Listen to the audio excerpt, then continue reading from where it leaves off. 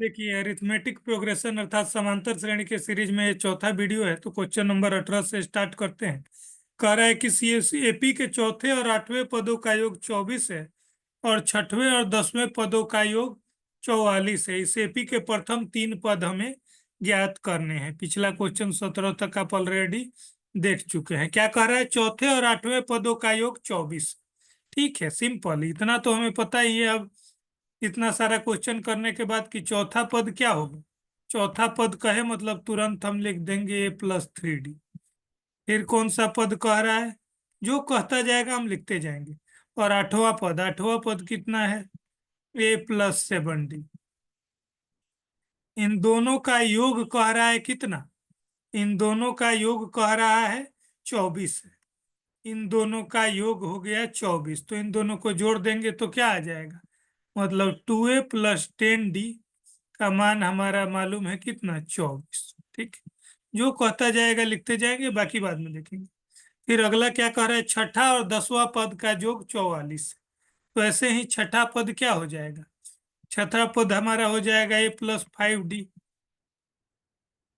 और 10वां पद, छठा और 10वां कह रहे हैं ना, 10वां पद का योग है 44। 10वां पद हो जाएगा a+9d। इन दोनों का योग है 44। इन दोनों को जोड़िए। 2a प्लस में 14d कितना? 2a+14d, ये आ गया हमारा 44। ठीक है, अब इधर नीचे रख के सॉल्व कर देंगे। 2a+14d का मान है हमारा कितना? 44। अब दोनों माइनस कर दीजिए, कितना आ जाएगा? इधर माइनस करने से 2a तो कैंसिल। 10 में 14 माइनस होगा, -4d। यहाँ 24 में 44 माइनस होगा, -20। डी का मान आ गया 5। डी का वैल्यू हमारा आ गया 5। ठीक है, अब हम ये भी निकाल लेते हैं। हमें किसी एक इक्वेशन में रख देंगे। 2a+10d कितना है? 24 है। तो 2a+10 इंटू डी, डी 5 आया है, 10 इंटू डी, डी 5 है, इज इक्वल टू 24। ये हमारा तो इक्वेशन आया ही है। तो हमारा क्या हो जाएगा? 2a का मान कितना हो जाएगा? 24 में 50 माइनस हो जाएगा, -26। तो a का मान क्या हो जाएगा? a का मान हो जाएगा -13। a आ गया -13, डी आ गया 5। अब हमें क्या बताना है? हमें लिखना है इस एपी के प्रथम तीन पद। तो पहला पद a तो -13 है ही, 5 5 का गैप है, तो 5 5 जोड़ते जाइए। डी 5 है, तो -13 में 5 जोड़ेंगे, क्या आएगा? -8। फिर इसमें 5 जोड़ेंगे, क्या आएगा? -3। तीन पद लिखना था, हमने लिख दिया, आगे लिखना होगा था तो और 5 जोड़ते। ऐसे ही लिखते जाएंगे और जोड़ते जाएंगे। ठीक है, हो गया। ये क्वेश्चन आ गया। अब अगला क्वेश्चन कह रहा है, सुब्बा राव ने 1995 में ₹5,000 के मासिक वेतन पे कार्य प्रारंभ किया और हर साल 200 रुपया उसका बढ़ा। किस साल उसका वेतन 7,000 हो गया? क्या है? सिंपल क्वेश्चन है। 5,000 से स्टार्ट किया, मतलब पहला शुरुआत था 5,000, ये 5,000 दिया है। हर साल कितना बढ़ रहा है? 200, मतलब कॉमन डिफरेंस है 200। अगले साल कितना हो गया होगा? 5,200। फिर ऐसे ही 5,400। ऐसे ही बढ़ बढ़ के लास्ट में हुआ 7,000। अब हमें पूछ रहा है कि कितने साल में वो 7,000 हुआ।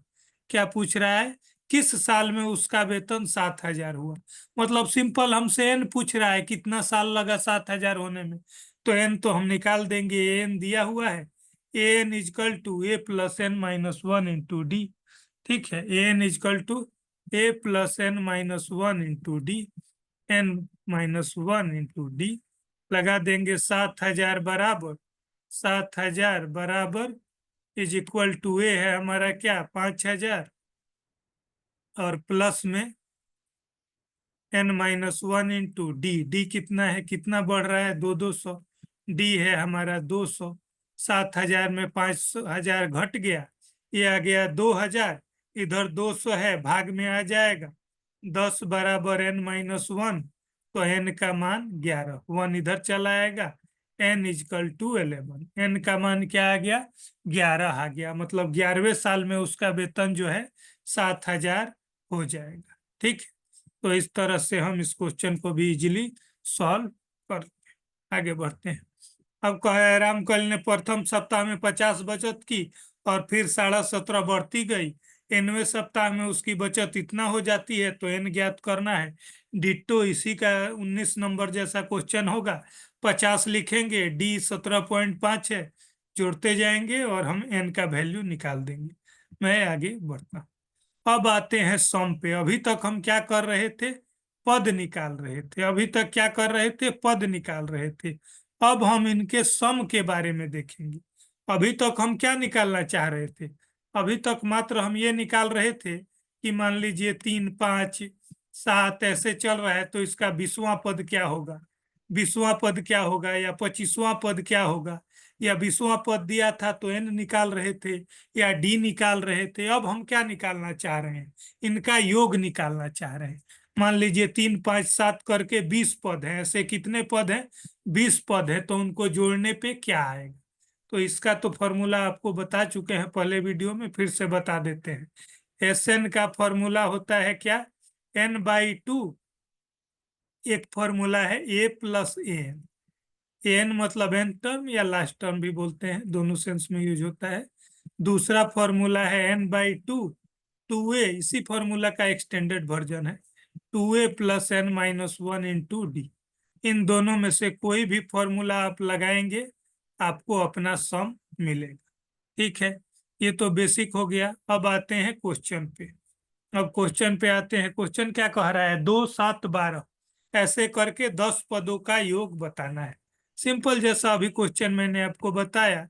2, 7, 12 ऐसे करके हमारा 1, 2, 3 पद है, 10 पद लिखे हुए हैं। कितने हैं? 10 पद लिखे हैं। हमें इन सब का योग बताना है। तो एसएन क्या होता है?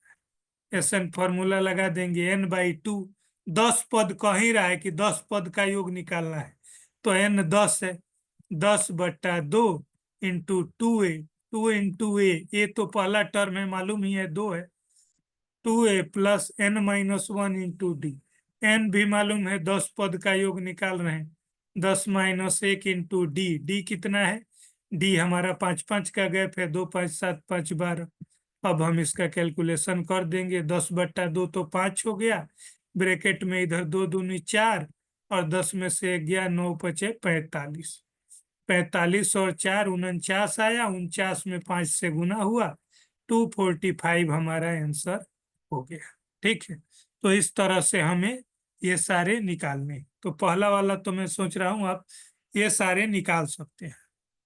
अब नीचे दिए गए कह रहा है क्षेत्रफलों को योगफलों को ज्ञात कीजिए। अब इसमें क्या कह रहा है? इसमें तो जैसे कह दे रहा था कि 10 पद है, तो आप n का वैल्यू 10 ले रहे हैं। अब इस क्वेश्चन में देखिए, इसमें क्या कह रहा है, जैसे बताता हूँ।